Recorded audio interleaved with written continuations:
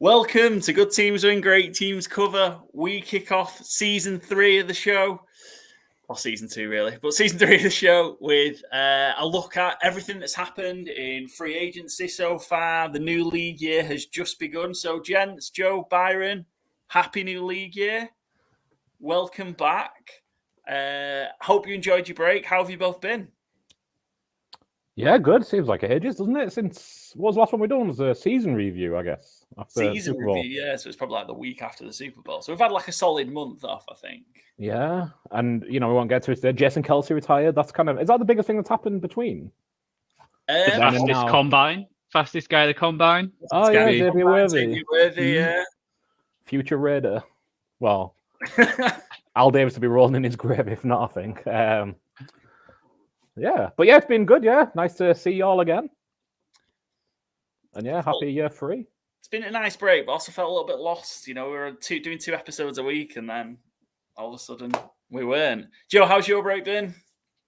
Yeah, it's been good. Like you said, it feels like the NFL season never stops, so there's always been things to keep an eye on and checking out. But officially, it's the new year today, so yeah, it's looking forward to getting crack out. Cool. One thing I'm really pleased about the NFL coming back is I can stop caring about Kate Middleton. I can cross that back off my to-do list. She might be dead. She might be in a coma. She might just be learning Photoshop. It doesn't matter to me now because I get to hear about Desmond Ridder. So is that your spin-off podcast, Byron? That you're Kate Middleton one? Yeah. Where is the princess? Unresolved. So maybe season 2 of that we'll get a resolution. If you did like a Royals podcast, that'd be real interesting. One to discuss later on. We're going to talk through all the key things that have happened during free agency when it really kicked off, I suppose, on Monday with the legal tampering period. We're going to talk through a couple of some trades that have gone on as well. And yeah, we'll have an early insight at the movers and shakers. But first of all, a bit of a reminder, if you're listening or watching, you probably know already where to follow us, but give us a follow on Spotify at Spotify Good Teams Win Great Teams Cover. Following, you'll get notified of new episodes when they drop. Also, give us a follow across YouTube, Twitter, Instagram, TikTok at GTW_GTC. And to start the new league year, we've got a little bit of exciting news.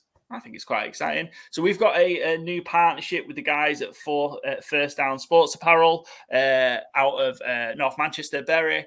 So they specialise in vintage sporting gear. And as you are a follower or a listener or a watcher of Good Teams and Great Teams Cover, you can get yourself 10% off. The guys are all on Vinted at the minute. You'll be able to access a website and stuff moving forward. But if you just go give them a follow on Instagram at Force Down Sports Apparel, I nearly said it wrong then, First Down Sports Apparel, and you message them with the code UKGTW, you'll get yourself 10% off whatever order you place. So yeah, go do it now. They've got some great gear, and they're only scratching the surface on what they've posted. They're posting stuff almost every day, and they've got some great jerseys, great tracksuit tops, just great jumpers, everything. Yeah, go give them a follow and you'll get yourself some great gear. So looking forward to working with those guys. You'll hear from them on our People's Draft episode at some point because they also run the Atlanta Falcons UK podcast as well. So great to have them on board and to be a part of what they're doing. Joe, you're going to lead the way for this one as you've organised a wonderful path for us to navigate the choppy waters of free agency. So over to you, my man.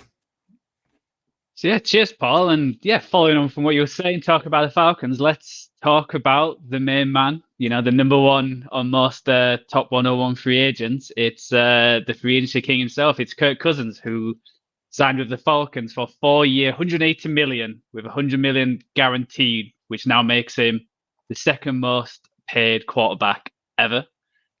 So guys, what do you think of the trade for the Falcons and for Kirk Cousins himself?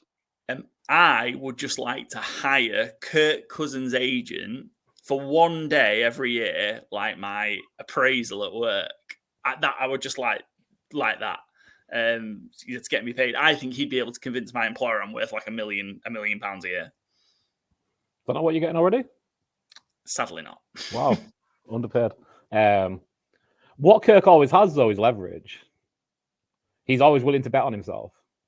And even this time, torn Achilles age 36, still gets paid, 9 figures, guaranteed. Absolute respect. The king of getting paid on, truthfully, I mean, Kirk Cousins has 1 playoff win in his career.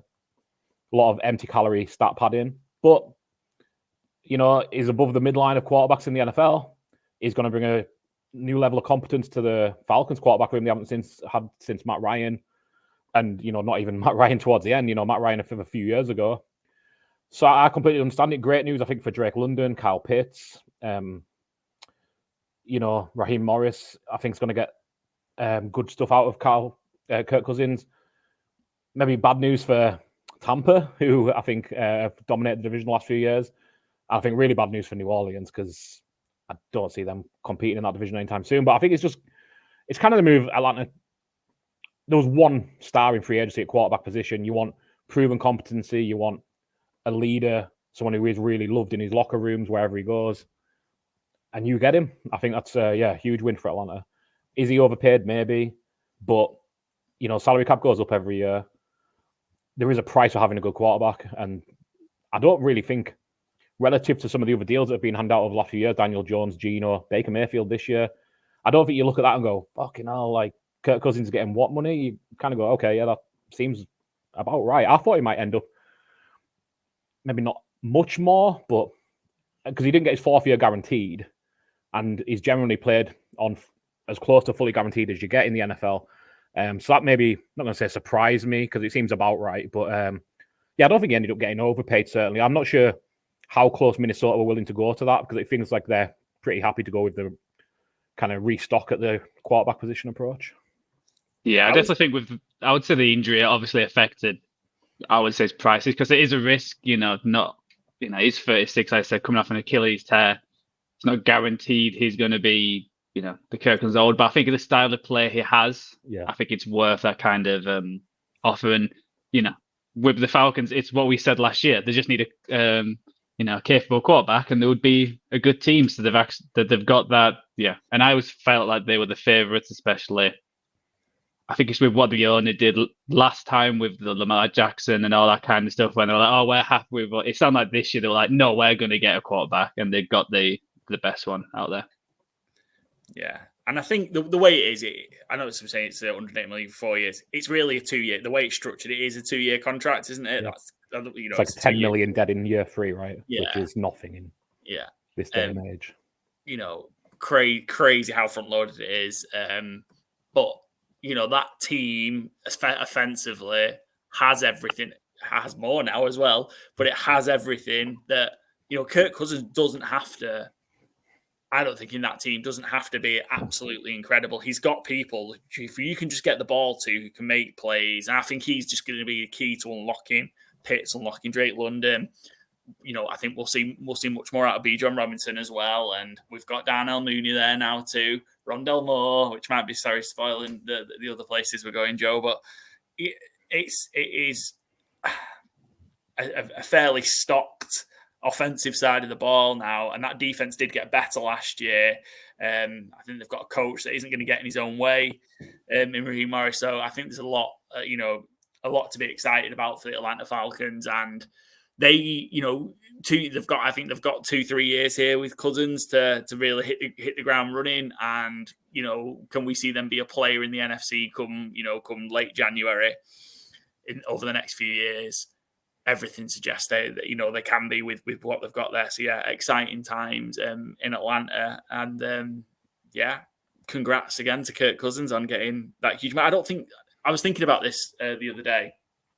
I don't think there's been anybody, to my memory, you might be able to shout something, but anybody in sports who's been able to better leverage their position when they've not been like a truly top guy in terms of being able to kind of maximize the money they've earned. It's incredible stuff. Shout out Kirk Cousins and the people around him.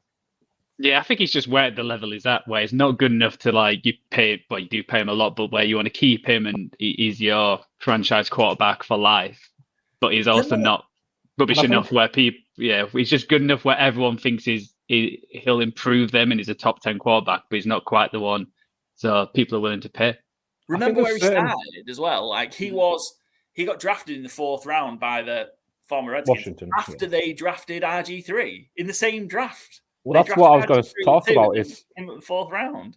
I think that's kind of what banged him a little early in his career. Is the Washington didn't want to pay him like a franchise quarterback because they didn't view him as one, despite how he performed, because he was taken in the 4th round. And I think there's certain parallels to Dak Prescott there, where Dallas waited and ended up overpaying him relative to the market, or certainly they paid him at the top end of the market because he'd proven that he was good enough. If they'd got in earlier, they could have got him for a significant lot less. And Washington wouldn't have needed to keep franchising Kirk Cousins to the point they couldn't keep him if they just treated him, I dare say, with more respect. But it feels like until you get on that second contract, your draft capital carries around so much weight, especially for quarterbacks. And yeah, Kirk Cousins was happy to keep betting on himself. And again, good for him. Yeah, I can't think of anyone else, like you say, who's leveraged the need at the position as well as he has. Like there's some backups who got overpaid for a long time. Chase Daniel always seems like a Hall of Famer of doing business, but he never made like Kirk Cousins money. He made incredible backup money. But yeah, Kirk Cousins, absolute respect for how he's handled his business year on year. So yeah, as you mentioned, Paul, the Falcons also got Rondale Moore today trading for Ridder, which I'm sure Falcon fans are happy to get Ridder out the building, and getting Mooney as well, which I think is a good deal. I think they still need to stock up in the wide receiver room. I think getting 2 extra bodies and maybe getting someone in the draft just to give Kirk as many weapons as possible. Yeah, odds on to win the division now as well. Yeah. So moving on from that, we'll look at the opposite end of this transaction. So for the Vikings, obviously you've just lost your quarterback, and it looks like at the moment they're going into this year with Sam Darnold as their quarterback, who signed a 1-year, $10 million contract. I don't know, how would you feel being a Vikings fan with that being your star QB? Well, star QB is a stretch. Do you think they'll get someone in the draft, or? I think that deal suggests that if somebody that they're interested in, because they pick middle, right? So if somebody that they're interested in is there at 11, I think, which could a trade up as well. Yeah, and I think trade up. There's so much smoke of them and JJ McCarthy that, again, it's smoke season, it's smoke screen season. So I'm not going to say you 100% take it as gospel, but it feels like that's kind of the move they're going to make. Because there's not many teams, I think, if there's 5 first-round-ish quarterbacks or early second-round quarterbacks, I think there's probably only 5 seats remaining too. So yeah, Darnold, I think, is going to be a placeholder maybe, but I think there's going to be an early rookie coming in there. I think it will be JJ McCarthy with how the talk is going. I'm looking forward to seeing Darnold with the Vikings team. Yeah. See what he's like. I think it is his big chance. Absolutely. I think it's either now or never. If you fail here, that's it. Being a starting quarterback, you're going to be a backup for the rest of your carear. And it's a wonderful situation. Yeah, Kevin O'Connell's a great play caller, and a lot of familiarity with where he's been before with San Francisco. Not fully the same tree, but related. And he has Josh McCown there as quarterback coach, who he previously played with in New York as well. So it's all there for him. And I mean, obviously, then you have also Justin Jefferson, Jordan Addison. I don't know when Hawkinson's going to see the field, if it's going to be early, but either way, there's not many wide receiver duos. Justin Jefferson, it's the best receiver in football. Jordan Addison's great. Just upgraded the running back room. So yeah, it's all there for him. And I'm likewise. I kind of hope no slight on Brock Purdy, but I think everyone was kind of hoping to see a few games with him in the Shanahan system and see how he done, because the physical tools were always there for Darnold. He was a highly touted draft prospect for a reason. And realistically, you couldn't have really had a worse start to your career than the Adam Gase Jets and then the what was that Sackish called in Carolina coach? The one who got fired anyway, not the one prior to Frank Reich and Matt Rule. Matt Rule, yeah, Baylor Bears, yeah. Nebraska coach now, yeah. Couldn't have gone much worse as a starting point for a young quarterback, and he was a young quarterback. He's still pretty young now. But yeah, I'm really excited to see how much of a chance he gets and what he does with it, because he's always seemed like a good kid, Darnold. Yeah. You've seen it's a huge chance, because you've also seen kind of what Gino was able to do when given another chance, what Baker's been able to turn another chance into, or what maybe perceived as your last chance. So the rewards are there if you can put together a decent season with the Minnesota Vikings. then he could be sticking around for a while. But yeah, I don't know. I just feel that the deal suggests the 1 year. I think they're certainly looking in the draft. Yeah, definitely. And I do like what they've done for the rest of the free agency. So as Byron mentioned, they upgraded the running back room with Aaron Jones, which was a surprise cut, and we'll talk about it later. They also got Grenard from the Texans, a 4 year, $76 million deal, who looks like he's replacing Daniil Hunter. And they also got Van Ginkel as well. So that's two out of the top 10 rated edge players who were available. And they stocked up on the looks like on the defense to help that out to improve that end of the pitch. So yeah, I think Minnesota on the whole, I like what they've done, except obviously the main position, which is quarterback. So we'll see where they go with that in the draft. So let's move on to another team who recently just got a quarterback. If he was free agent 2 years ago, I think everyone would be clambering around for him, and it's certainly the reason why the Broncos did possibly one of the worst trades ever. And that's for Russell Wilson for the Steelers. So I think he's got announced, I think it was Monday or even at the weekend, that he plans to sign for the Steelers when the season starts, and it's going to cost them $1.2 million. So not too much. It's still Denver forking out for most of the $39 million deal. And we have chatted about this in the group a bit. I'm not the biggest fan of this. I understand why they've done it. I think it's improved the room, but it feels like it's just going to keep the Steelers where they are and not improve as a whole. So what do you guys think of the Russell Wilson? 9-8 incoming is where we're at, I think, for the Pittsburgh Steelers. Keep Mike Tomlin keeping that record going. I think it does make, whether you like it or not, I do think it makes sense. I don't think they're completely out on Kenny Pickett yet, which I think why this move makes sense. And I think, Kenny Pickett might not get that much might not get a lot of the season, or he might not even get to the start of the season. I think, you go into training camp being the guy, and then he's got to hold on to it.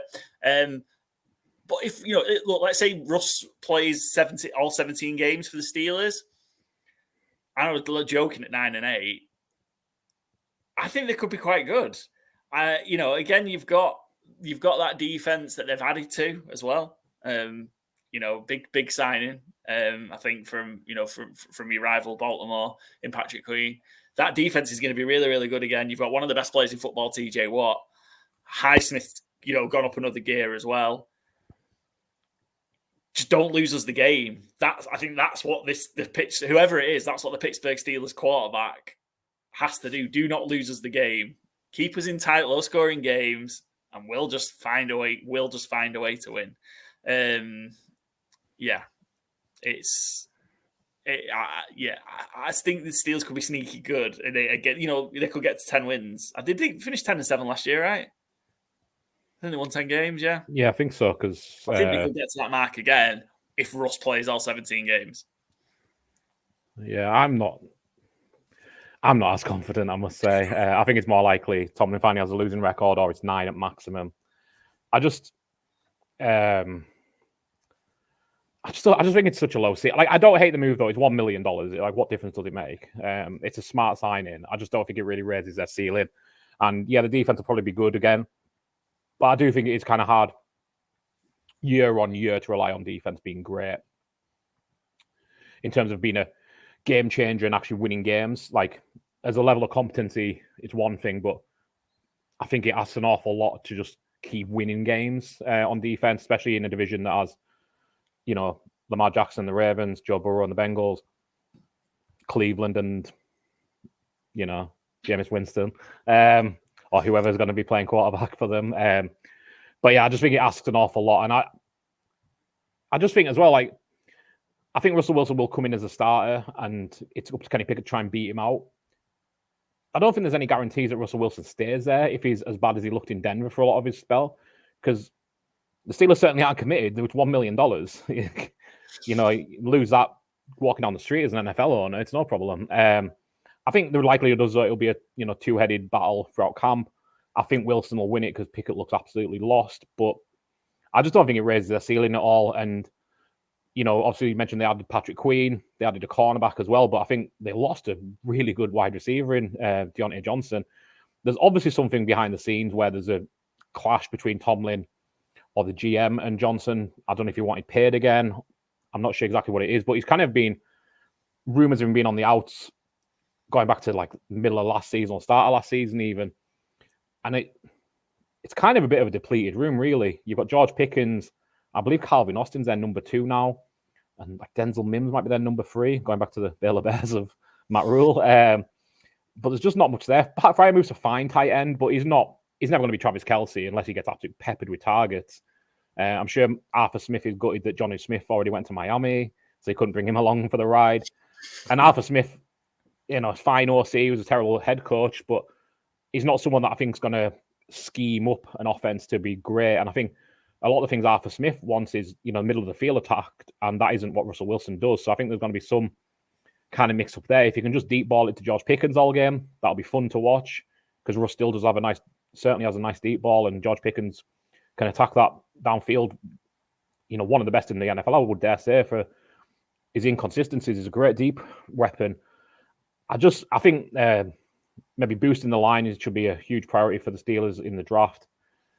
And then you're probably going to have to be Pittsburgh football of grind it out. I'm just not sure that adding Russ boosts them too much on the ceiling side. Yeah, I think it helps. I think it helps with the wide receiver heavy draft. I think they'll be able to pick some players up there. But yeah, it's definitely light in terms of that. And I just think it just restricts where the Steelers go. I was expecting them to actually go big this year, but I'm guessing with Pickett, they probably said, let's give it one more year, and if it doesn't work, let's go for it. But the problem the Steelers have is they're always in the middle, and you're never going to get. It's very rare. I know they hit on Roethlisberger, but it's very rare that someone in the middle of the draft is going to be a generational talent. So I think that's what they're going to take a swing at. I think, and you've got some guys that in that middle territory that maybe like a Jordan Travis out of Florida State who broke his leg late last year, so you might not get to see him a lot.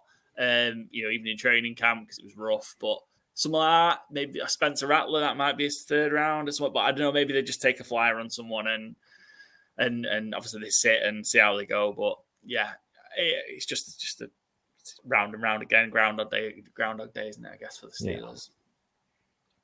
So as you mentioned, Patrick Queen signed, and it feels like it was an in thing this year that everyone's signing for in division rivals. It looks like it's only a 1-year contract though, so I think that's a good deal. And as Byron mentioned, they traded for Dante Jackson to the Panthers, who get Deontay Johnson back, which they desperately need. So let's move on to the Panthers. So yeah, like I said, Deontay Johnson, I think that's a great trade for the Panthers because they need a wide receiver 1. They need some help. They also signed Robert Hunt, the most expensive guard this year, for a 5-year, $100 million deal. And they managed to pick a few other players up on the defensive side. But probably the biggest news from the Panthers, it's not so good. So maybe cover your ears here, Panthers fan, is the trade of Brian Burns to the Giants. And I put on my little document, I'm just going to let Byron explain what the Panthers have done and let him rant. So over to you, Byron, with what the Panthers have done here. The one thing I will say, to be fair, is that the current Panthers front office can't undo the past. To be absolutely fair. Like, Dave Tepper's still a clown. Dave Tepper's still, the worst owner in the league right now, I would think it's fair to say. But, I'm trying to bring up the actual tweet. I think it's Scott Barrett who sent it out of what they've gave up and what they've returned in the last 3 years of trading, just by not capitalizing when they should have done on deals that were there and trading players away at low markets and what they got for it. But I think ultimately, here we go. So in the last 3 years of trades, they have given up Caleb Williams, or the 101 if you have a preference over Caleb Williams, Christian McCaffrey, DJ Moore, the number 9 pick last year, which went for the Bears, Darnell Wright, the tackle, 2023 round 2 pick, 2024 round 1 pick, and 2025 round 1 pick from what would have been the Rams, those two. For the Brian Burns trade that didn't happen, they turned it down. And in exchange, they got a 1-year rental of Brian Burns on a 2-win team. Bryce Young, Or outside linebacker DJ Johnson, who was the PFF 125 highest graded edge last year, and 2 round 5 picks. And yeah, that's Scott Barrett who put all that together, so I can't take credit for it. But there's nothing really to say to that. You wouldn't trade you wouldn't trade Caleb Williams or Christian McCaffrey or DJ Moore or Dan Wright for any of that package, really. And it's just, but like I said, the current GM can't undo that. So like, it's funny to look at it and say, Jesus fucking, what are they doing down in Carolina? But you can't undo the past. You just got to work with what you've got. I think this is a great move, Deontay Johnson coming in. It's exactly what they need. Is a separator. And last year, we were saying it in the off season that who's Bryce Young meant to be throwing the ball to? Like Adam Thielen gets open on slot routes and he's a great red zone weapon. But, Adam Thielen's what, 33, 34 years old now? And he did tail off down the end of the season, as he was always going to, because Adam Thielen. And they got more of him than I anticipated, certainly. But the rest of it was just a putrid selection of slow wide receivers. Jonathan Mingo looked like he'd barely seen a football before. They drafted poorly. They built around him poorly. I think Deontay Johnson's a perfect skill set match. He gets open. That's all he does is get open. He had issues with drops a few years ago, but that's gone.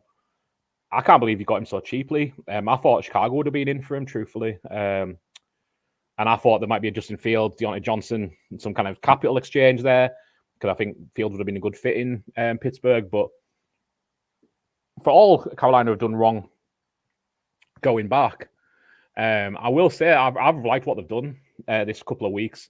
They've got big. That O-line, like I say, they've got Robert Hunt, they've got Damian Lewis as well, both on big contracts, both guards who are both big lads. They've got Ashawn Robinson on the D tackle for, again, big money. And I just think it's kind of what they need to do is just, you need to be more physical. They were pushover last year. You really don't like to see, like Brian Burns gone out the building for not nothing. Like an early second it is a waste of resources. There's no real two ways about it, but he obviously isn't going to be signing a long-term deal there. I thought they might get a first-round pick for him if they'd waited till the draft, but, you never know. I'm still waiting on Justin Fields getting a big trade offer, and that's obviously not coming either. So, what we think the market isn't often there. But I think they're giving Bryce Young a shot this year at least. Upgrading that O-line's massive. Charlie's a big fan as well. And yeah, Deontay Johnson, I think, should be a real good fit. I think he should be a good fantasy target as well, because he's just going to get peppered with targets, I think. So, Paul, in terms for the Burns trade, how do you think, in terms of the Giants, how is it improved them, obviously, but what do you see from the Giants? I think it is a great move from the New York Giants. They've got somebody across from Thibodeau now. So Thibodeau, I think, broke out a little bit more last year. You're not going to be able to double both of them. So while kind of Burns didn't have his most productive year last year, he was on a really bad team and probably very unhappy.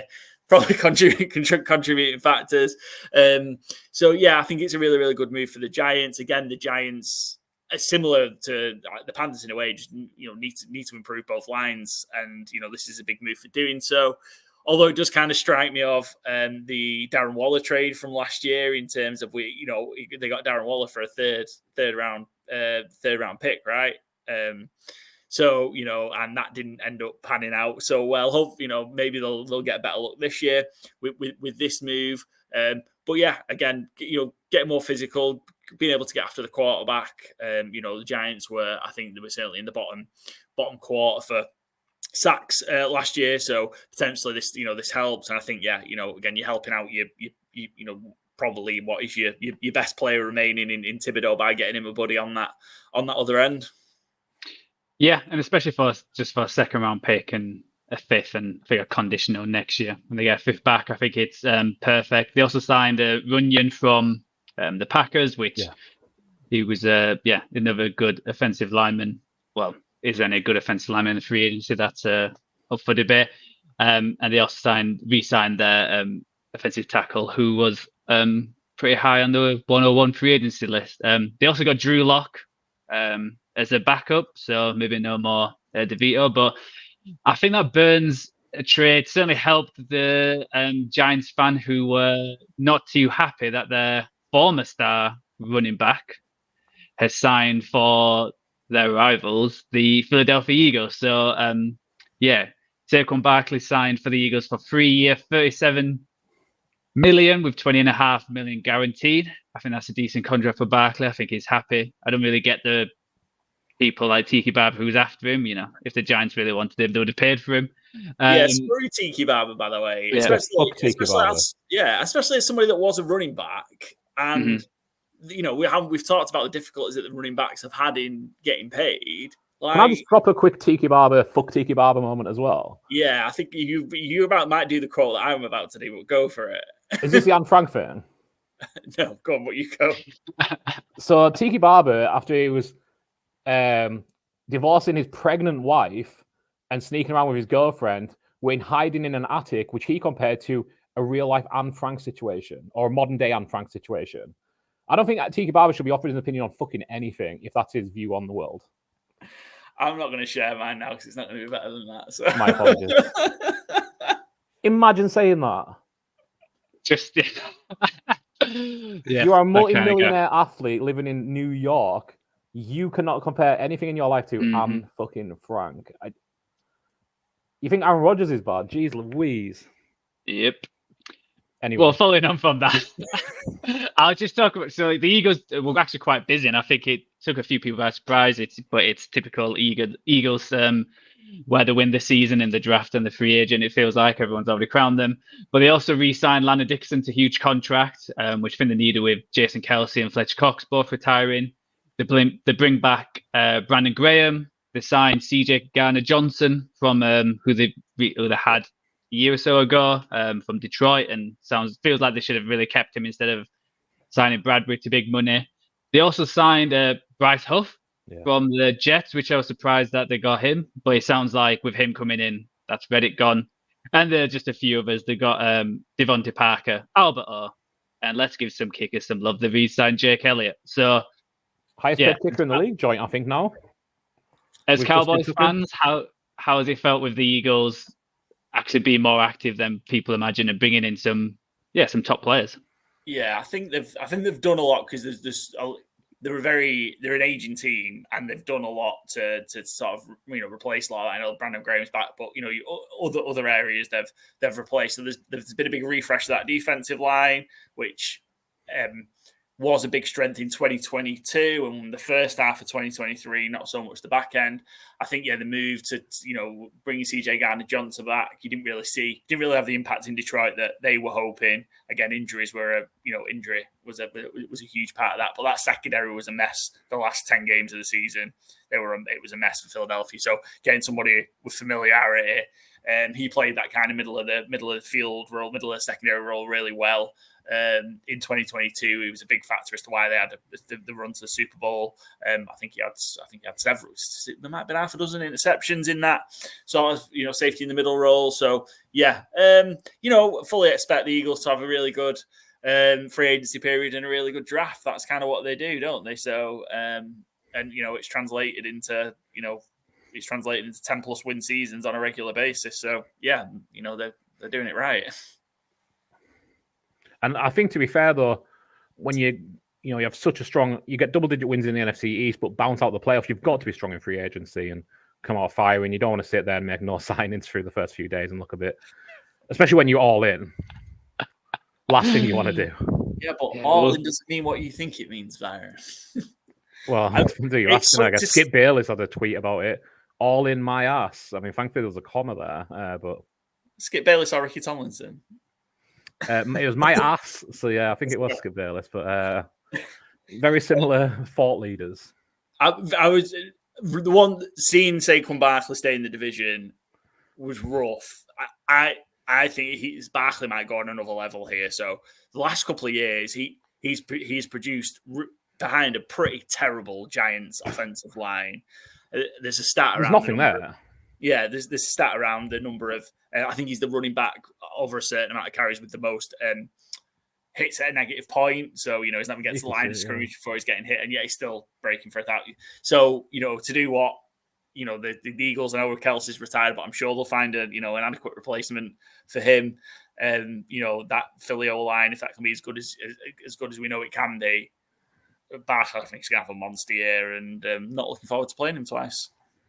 No, it is night and day. The Eagles is like Pro Bowl / all pros across the board on offense, all line and skill position, and you pop Saquon Barkley in there as opposed to the Giants who are, who's their number one wide receiver, Wan'Dale Robinson or Jalen Hyatt maybe. Like none of them would, they'd be the third best at best on the Eagles. Dallas Goedert would be comfortably the best pass catcher in New York. He's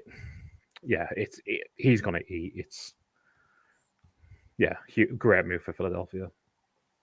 All right, let's move on to the team who beat the Eagles in the playoffs last year, and the Buccaneers, who seems to have they're all free agencies to keep their best players, which they've done. So they're keeping the quarterback Baker Mayfield, who signed a 3-year, $100 million contract, $30 million guaranteed in year one, which it feels like similar to some of the contracts which have been signed previous years, like Geno and a few others. It feels like a 1-year kind of contract. They also signed Mike Evans to a 2-year, $52 million contract, and also they franchise tagged Anton Winfield Jr., which I expected him to because he was a high quality safety and one of their best players. It's probably best to focus on Baker and probably Mike Evans. So what do you think of the Baker deal? Like I said, I think it feels like a 1-year deal, and I think that's probably the best way to sign Baker. Just because he has his up and downs, and I think it's another prove it year.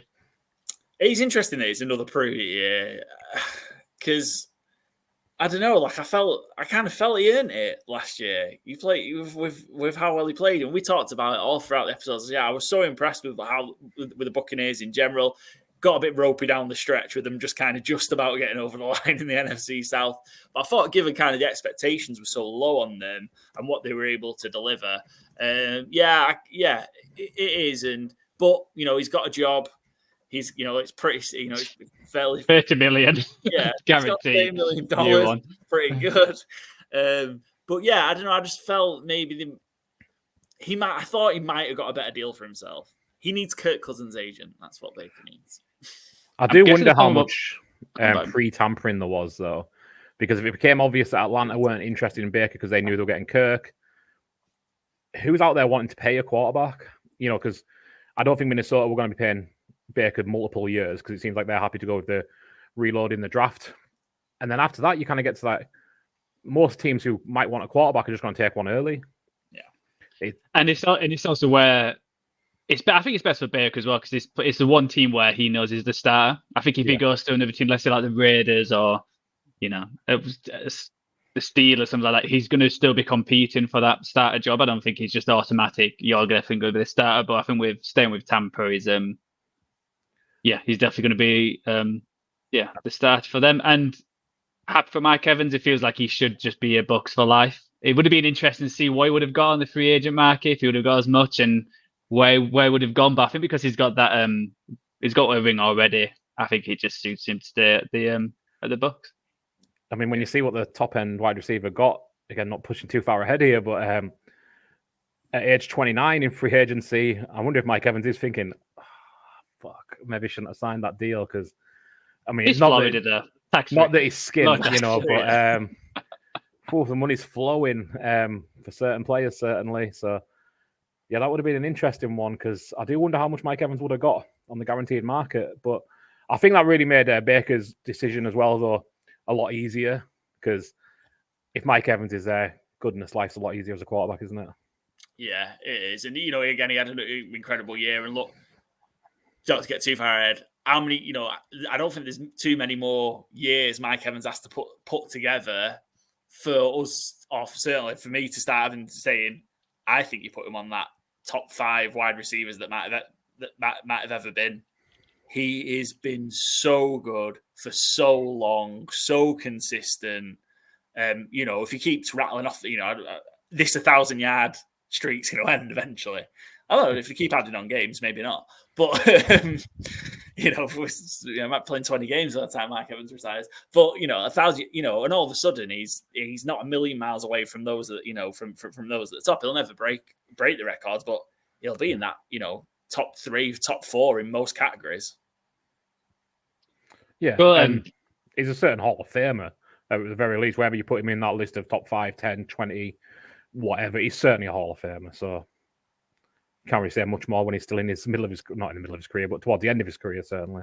And I will continue to take him in fantasy drafts when he keeps tumbling and tumbling and tumbling. It's crazy. Yeah. Every year. Yep. So yeah, and Tampa Bay also keep Levante David, Chase Edmonds, Greg Gaines, and McLaughlin, and they signed Jordan Whitehead. So it feels like a similar team to last year, and they hope to run it back, but we'll see with the rest of the division. They did do a trade of Carlton Davis to the Detroit Lions, and they get a third-round pick after giving back a sixth as well.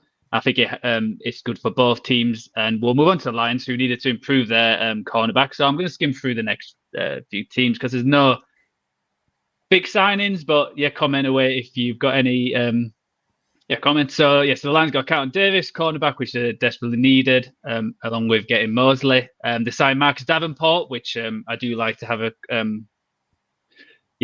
second rush, an edge rusher which they need, and they get Amik Robinson from the Raiders, which is another cornerback. They also keep Glasgow, which is one of their guards, but they do lose Jonah Jackson to the Rams, who also re-signed their other guard, Dotson. So I think with the Rams could be one of the best interior offensive lines next year, and I think that's the kind of ball the Lions to play, and it's certainly helps Matthew Stafford keep on his feet and no pressure. The Rams also signed Darius Williams from the Jacksonville, who was previously on the team, and they get Colby Parkinson. Any comments on them? Bit of I don't know if we have a siren, but we have some breaking news on the Lions. Lions have signed DJ Reed, a defensive tackle, on a 2-year deal from the Bengals. Big addition. Like that? That's just come for a few minutes ago from Tom Pelissero. No price mentioned yet, but he'll be getting paid a good amount certainly because he's a he did get injured near the end of the year. I think he did. Was his ACL or it certainly was a big injury. So I think that certainly helps. He's what the Lions are, and big rugged defensive linemen to go along with all the other players. I think it's they're building something good in Detroit. So let's move on to one of the Detroit had 2 big extensions today as well. Brad Holmes and Dan Campbell. Both got multi-year extensions. Nice. Let's see if the Lions can continue next year. Let's go with the Ravens and let's talk about another running back, which me and Paul actually predicted where Derrick Henry would go, and that's to the Ravens. He signs a 2-year, $60 million contract, $9 million guaranteed, and I think this is one of the exciting ones. I think everyone saw it coming. It felt like the perfect fit. Doesn't always happen, but I'm super excited to see Henry in a Ravens jersey next year. The Ravens lost a queen but gained a king. Nice. Be sitting on that, yeah. Yeah. It's probably been on every other podcast, I'm sure. Feels like the UK 18 months ago. I've lost the princess as well. Yeah, I think it's big for the Ravens. I think they've lost quite a few players. Like Queen, like you mentioned, Geno Stone, Van Noy, Keitler. They lost quite a bit. So getting Henry and getting Justin Madubuike signed to a long-term deal as well. I think it was big for them. I think they're trying to keep that team together after losing the defensive coordinates. I'm curious how that'll work. But when you got Derrick Henry, Lamar Jackson, Zay Flowers, who you could choose and pick and choose, I think it's going to be it's going to be fun. I could just see Henry just rolling through some of these. It's just AFC North. He's just feels like the perfect player. AFC North. Yeah, spot on. But I do feel like the Ravens, and again, maybe we'll get to this in the next episode. But I think they've been kind of gutted a bit in terms of kind of who they've lost. So interesting to kind of see what they do. I guess any moves they make maybe next week and then into the draft. Geno Stone was particularly a big loss, I think, as well. So big fan. I can't wait to see Henry. I think maybe you might see him used slightly differently than he had been in Tennessee the last few years. I think you've got a really good 1-2 punch in Henry, and then Keaton Mitchell, who we kind of maybe forgot about a bit because obviously he kind of had a bit of a breakout and then had a bad injury, and then of course you've got the threat of Lamar as well. So it's interesting how how you're going to stop the run again for the Ravens. It's just going to be a little bit different than than it's been before, but likely still as effective.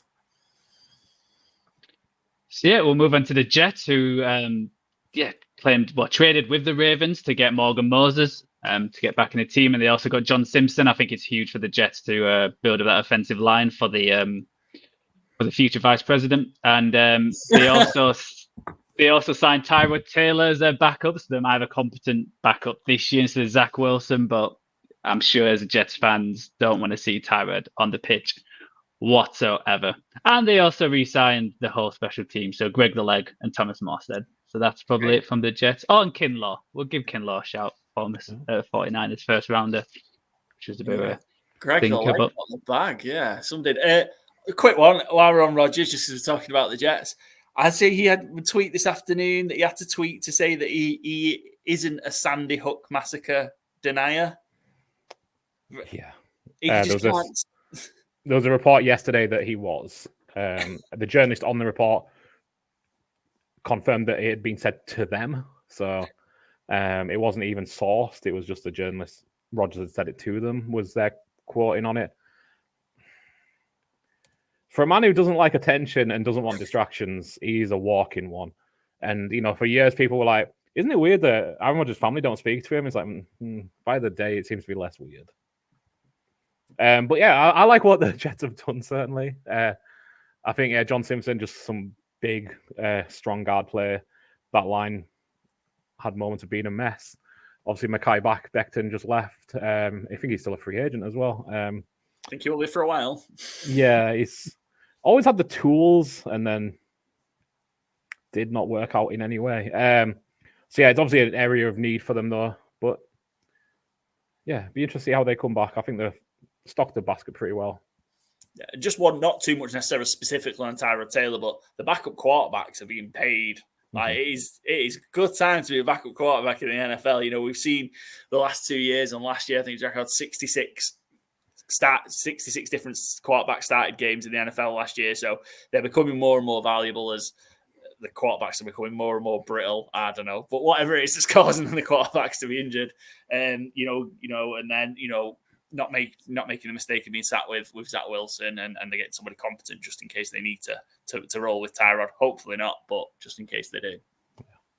So from one conspiracy to another one, let's go to the Titans and Calvin Ridley turning down the two favorites, Jacksonville and the Patriots, and signing for 22 on Titans. Wonder if anyone made any money on that.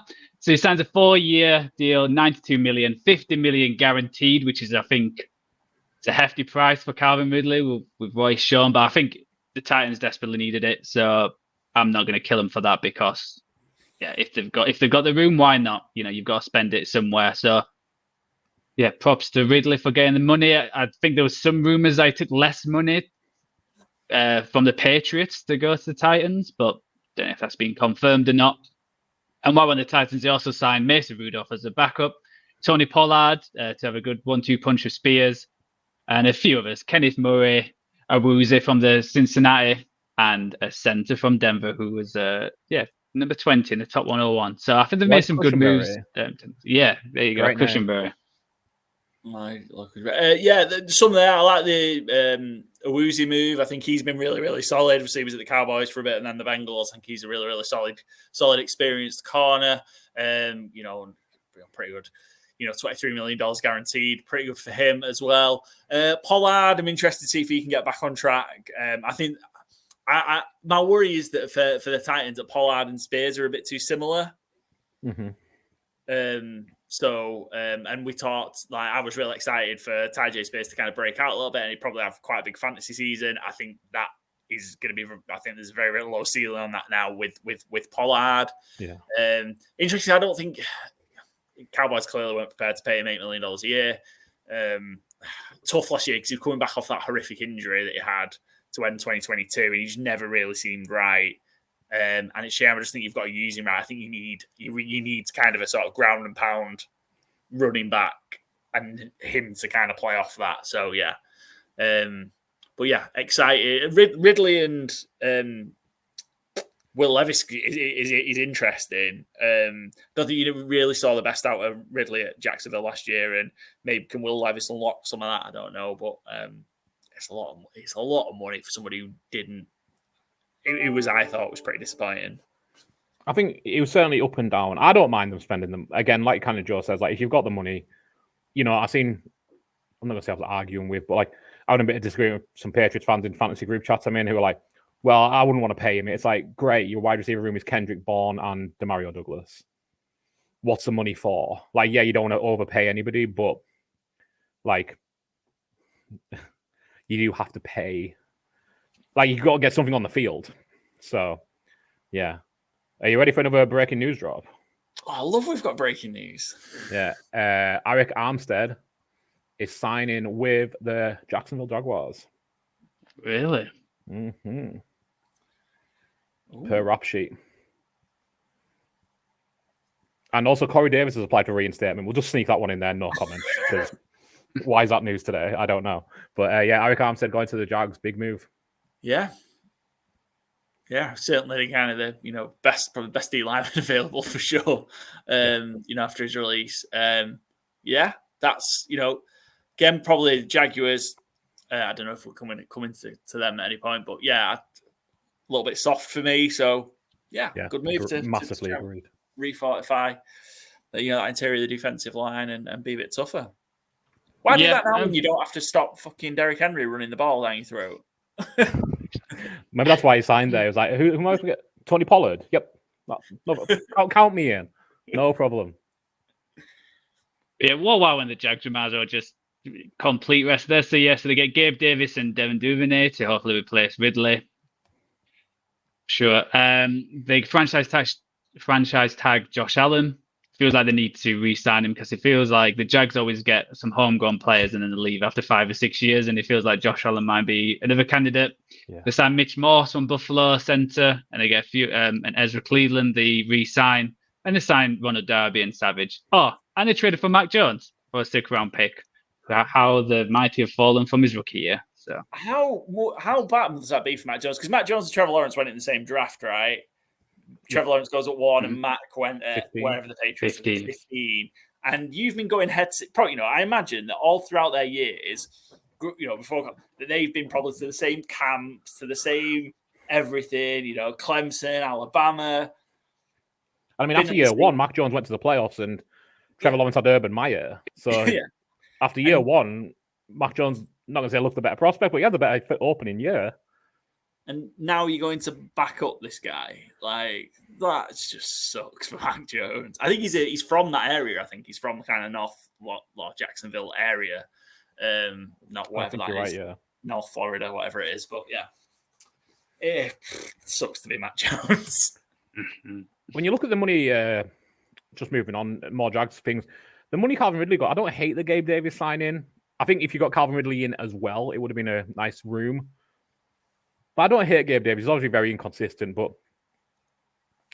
I think in a lot of spots he would have been a good pick. And like I said, I don't hate it there. I think obviously it would have been much better if they got Ridley back as well, to have him as Gabe Davis as a 3 to Kirk's 2 to Ridley's 1.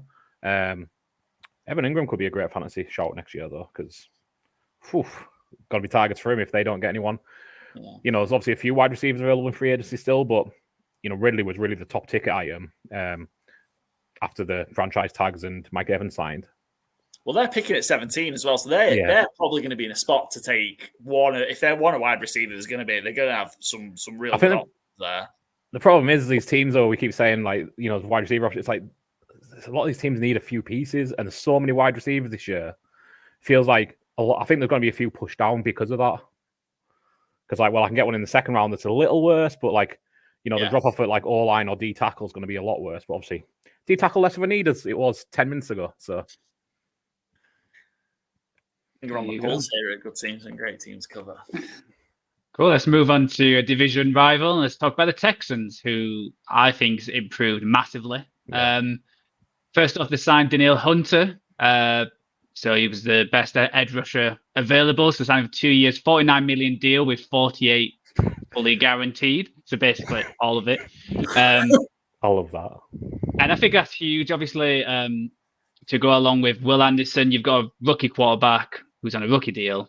Why not just go hell for leather and try and spend and get better? Obviously, they lost an edge rusher, but if they really wanted him, they could have gone because he was cheaper and younger. So they obviously wanted to upgrade there with Danielle Hunter. They also traded for Joe Mixon for a 7th rounder, which I think that's probably my only concern is their running game. Yeah. And I don't think Joe Mixon is a huge upgrade, and God knows what's happened to Fancy Dal and Damian Pierce, if he's even going to be on the team. But they did re-sign Dalton Schultz, Noah Brown, Desmond King, Murray, and most importantly, Kaimi Fairbairn. And finally, they seem to love a lot of Tennessee players. They signed Al Shahir, which I love, and I think he'll be great because he was with DeMarco Ryans at San Francisco.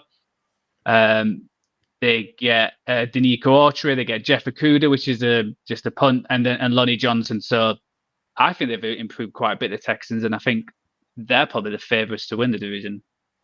Yeah, I think they're in a real good spot, Joe. I think they've, and I'm just buoyed by the season that they had with, CJ Stroud was, way beyond what they could have possibly dreamt of or expected, how he took to the NFL. Their favourites just marginally ahead of Jacksonville. Texans are plus 180 to Jacksonville plus 190 to win the division, which I think is wild. I think they should be heavy favourites, the Texans. And they're going into the draft, I think, being able to go best player available. I think they've done a good job to kind of any sort of holes they've needed to fill, they have done. Yep. And they can just go, we're just the best player on our board at that time we can take. So yeah, great job. The turnaround from where they were and that last kind of 3 years before DeMarco Ryans and CJ Stroud turned up, what an incredible job they've done. Yeah. Rookie free agent, rookie quarterback gives you a hell of a lot of room. And yeah, like you said, they could have kept Grenard, but go for the better edge rusher, 2-year contract, fully guarantee it, push them chips all in. I mean, Will Anderson's got to be rubbing his hands together as well. He had a great rookie year. And I was like, oh, Daniel Hunter's on the other side. I'm gonna eat. I think Texans should be fair for that division. I thought there'd be a shorter price than that, I must be honest. I think they're the biggest winners of free agency so far. Texans for me. Do you have a little lower profile breaking news if you'd like it though? The Seahawks have a backup quarterback. Sam Howell has been traded to the Seahawks. Seahawks get Sam Howell 4th and a 6th, and the Commanders get a 3rd and a 5th. So pretty much not a giveaway exactly, but not much. Not much comp. Very interesting. Mm-hmm. Yeah, I think he kind of has that Geno just sling the fucking thing as well to him. So I don't think DK Metcalf or Lockett or JSM would necessarily hate Sam Howell getting in there if gets skimmed up a little. But yeah, sorry to interrupt there. Just that came through the wire as well. So, well, Joe, do you want to just go to Washington because it's quite an interesting one anyway? Yeah. I was going to say Washington was one of them. Which is they feel like they've had a lot of additions, especially on defense. So I'll just run through the players they've actually got. So they got Dorrance Armstrong and Dante Fowler from the Cowboys. They got Cleveland Farrell, Frankie Louvu, who's the best linebacker available. They got Bobby Wagner and Jeremy Chin, who's been up and down, but I think he's a good player to sign. And on offense, they got Eckler, Zach Ertz, a couple of linemen in Allegretti and Bayadze from Bauer Cowboys, is that right? And Brandon McManus. So I think they've improved, especially on defense. I think obviously Dan Campbell's, flexing and getting some former players. There's quite a few from the Cowboys. I think it probably improves them. How much it improves them, not quite sure, because obviously offense is, I would say, their main weakness. And curious where they will go with the quarterback they get. Yeah, I mean, they signed Marcus Mariota, didn't they, as a backup, as kind of backup quarterback. So I thought they were going to keep Sam Howell hanging around, and whoever they take it to, we assume it's good, definitely safe to assume it's a quarterback now. But I thought they'd kept Howell hanging around because he actually did okay in a lot of, tough situation. Yeah, it was a rough situation, but I thought he did okay. And if you didn't want to rush whoever you took it to in, you could have maybe played the first half of the year with Sam Howell before. But that's interesting. That I don't think you'd want to do that with Marcus Mariota. So, I think they probably know who they're going to be getting. Austin Eckler's an interesting one. It was a miserable year last year for him, in not San Diego, in Los Angeles. I'm sure he'd have enjoyed it more if it was in San Diego. Fortified that O-line. Allegretti did kind of real good job in relief when he had to for the Chiefs. Tyler Badge is in the middle of the road center. It's a problem for Dallas. They don't have one now. And Dorrance Armstrong, I think, I'd have loved if Dallas had kept him, but not at that money at all. He's a bit part player. But, in the opportunity that he has had with the Cowboys, he's done well. So Dan Quinn getting guys he's familiar with. And I think a lot of it as well is like, I'm not going to say a total overhaul, but like it's just kind of giving you a good chance to reset that culture, like good, solid pros. Like none of these guys are going to be having the career years like Zach Ertz, Austin Eckler, Bobby Wagner, Lou Vu, Dorrance Armstrong, like you say. They're all just solid professionals who I think will raise the floor of everything around them. Like, I don't think the Commanders are going to be making the playoffs this year, but I think it feels like a more competent franchise this year than last year, just looking at just that influx of players who know what being in the league is all about. Cool. Well, we might as well just finish off the NFC East here, and best is the Cowboys. Cool. We'll move on.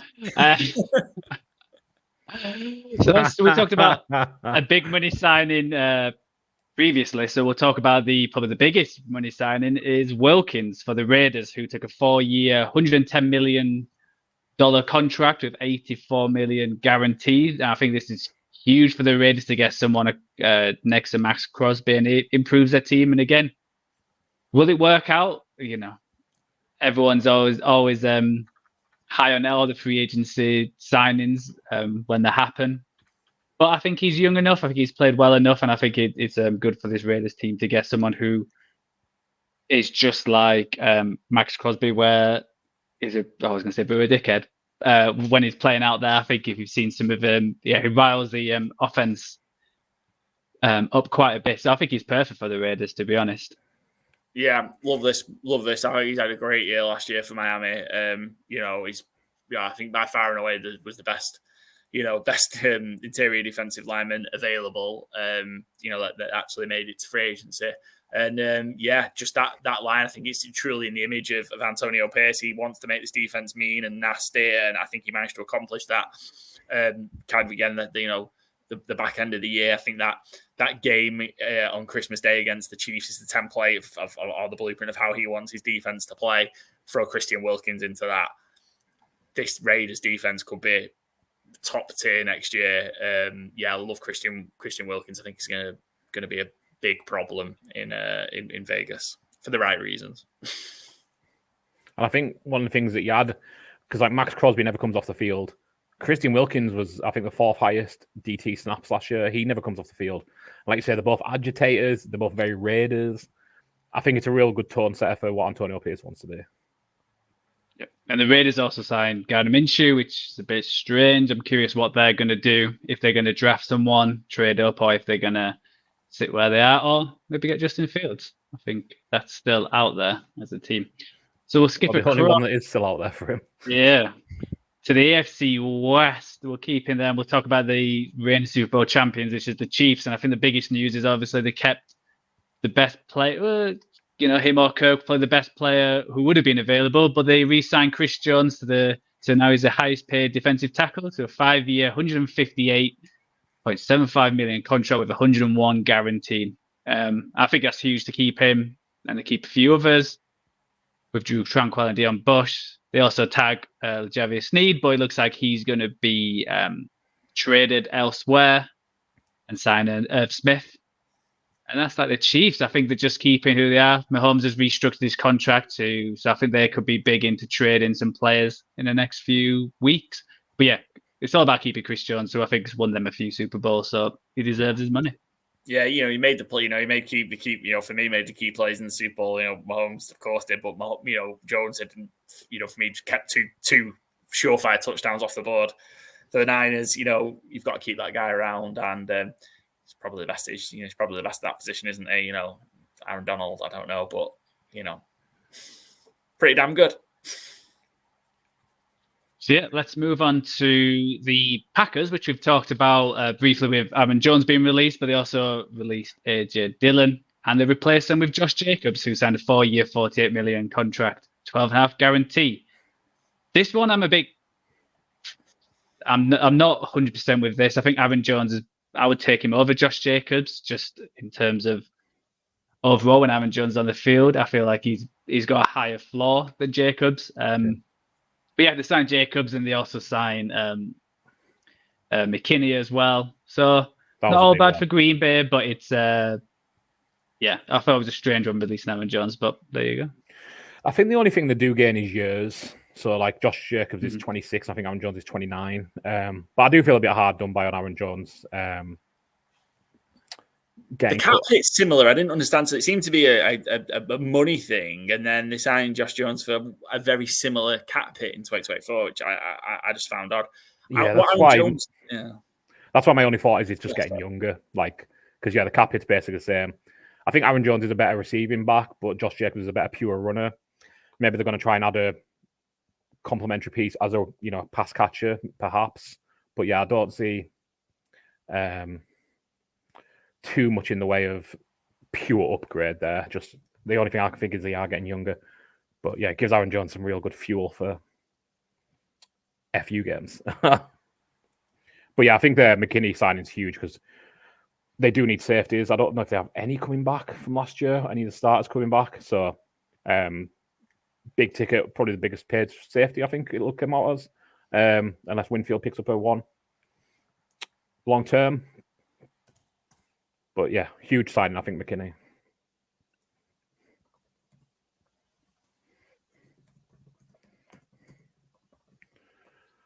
And no more breaking news, unfortunately. We need a breaking news. No, you need to do like a sound effect or something. Yeah, nothing there. I was just checking to see if anything come through the wire, but yeah. Unfortunately, Green Bay, though, they had the youngest team in the NFL last year, and maybe that is kind of a record they're trying to keep hold of. Yeah, I think they've such a good draft last couple of years, the way it's worked out. So yeah, again, they're in a real good spot. Are we any more major ones to touch on before? I think we've covered the big. Oh, so not covered Eric Kendricks. He signed for the Cowboys. That's it. Yeah. So we've got all the big ones. No, the huge ones. I would say the only interesting ones I did with the Browns training for Jerry Jeudy for 5th and a 6th. I thought that was interesting. Obviously, having Jameis Winston in him and Watson in a quarterback room is still an option. But they also signed Jordan Hicks, Quinton Jefferson, and Za'Darius Smith. So they're just making what makes them good even better. So yeah, I think the Browns need another wide receiver, and I think having Jeudy with Cooper and a few others is a great trade.